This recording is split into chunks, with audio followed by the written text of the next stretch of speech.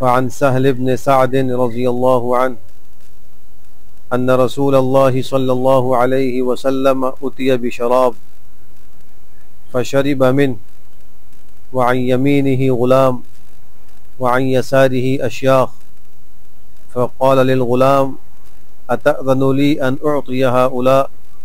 فقال الغلام لا والله لا أوثر بنصيبي منك أحدا فتله رسول الله صلى الله عليه وسلم في يده رواه البخاري۔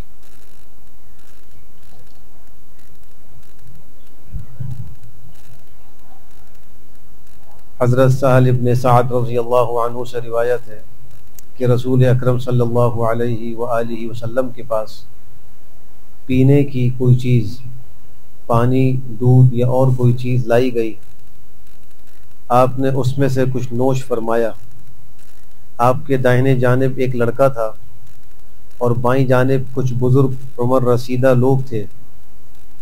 آپ نے اس لڑکے سے فرمایا کیا تو مجھے اس بات کی اجازت دیتا ہے کہ میں تجھ سے پہلے ان بڑے لوگوں کو دے دوں؟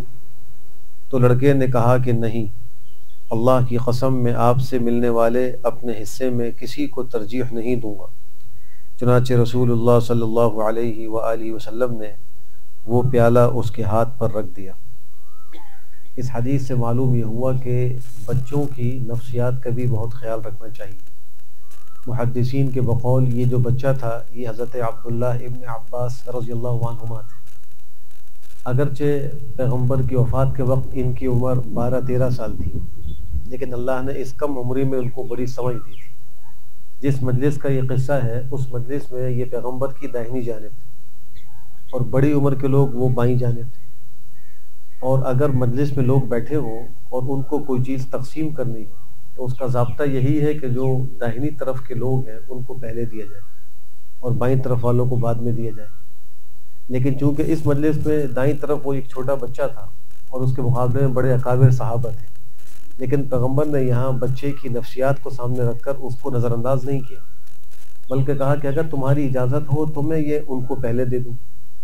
لیکن بچہ سمجھدار تھا، اس نے کہا کہ نہیں، میں پیغمبر کا جو جھوٹا ہے، جو منہ کا لگا ہوا ہے، اس پر کسی کو ترجیح نہیں دے سکتا، میں ضرور وہ لوں گا۔ چنانچہ آپ نے ان کی اس خواہش پر پہلے ان کو دیا اور پھر بعد میں دوسروں کو دیا۔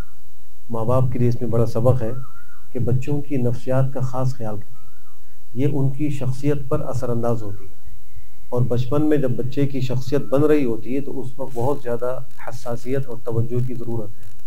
ہمارے کسی قول و فعل سے اگر اس کی شخصیت میں کوئی فرق آ گیا اور کوئی کمی رہ گئی تو پھر وہ تا حیات اس کو پورا کرنا مشکل ہے۔ اللہ ہم سب کو بہتر عمل کی توفیق نصیب فرمائے۔